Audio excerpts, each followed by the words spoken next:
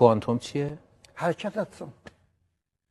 نظریه شما نسبیت از 1000 اینشتین هم نفر می‌دونی؟ بپرسی بگه کوانتوم تفکر میمانن، ولی حرکت اتم این به اون چی میآوره، تضاد داره، زورش نمیشه اون تضاد کنه، اینم زورش تضاد کنه، تضاد زمین بیشتره، اون میکشه پایین، ثابت اینجا میداره.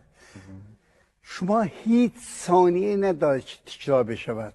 کره زمین دور خودش و دور خورشید میچرخد، منظور دور خودش میچرخد به سوی نامنتها. کل جهان شما نمیتونید بگی که دیشب در همین ثانیه همینجا بوده، اینجا نبودیم.